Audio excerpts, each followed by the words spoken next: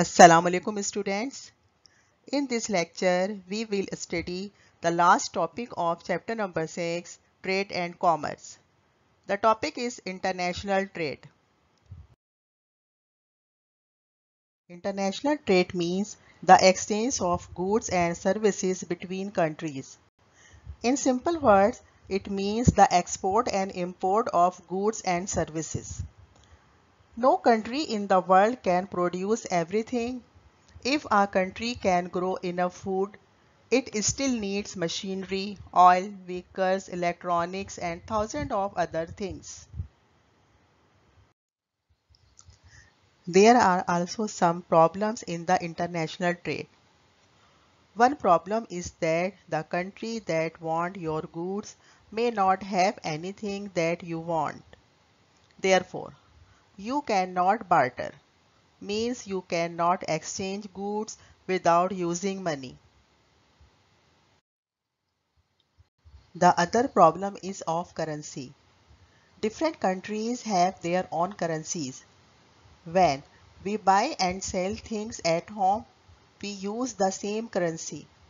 In Pakistan, the currency is rupees, but we cannot buy and sell things to other countries using rupees. This problem is solved by agreeing to use only one currency for international trading. The most common currency for international trading is US dollar. The euro is also a trading currency after US dollar. It is the most common currency of the European Union. Now, we will see how the trading between countries is done. Sometimes the trade is direct. For example, Japan needs oil for its industry, but Japan has none of its own. On the other hand, Saudi Arabia has a lot of oil, but it does not have industries to produce heavy machinery, electronic goods, etc.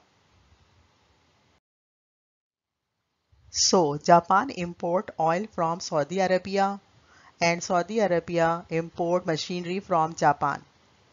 Also, these two countries can exchange goods with cash. This is a simple method of trading. Sometimes the trading is a bit more complicated. It involves many processes between many countries. For example, Saudi Arabia exports its goods to Australia, then Australia exports items to UK, and UK exports its product to Saudi Arabia. So, students, our lecture ends here.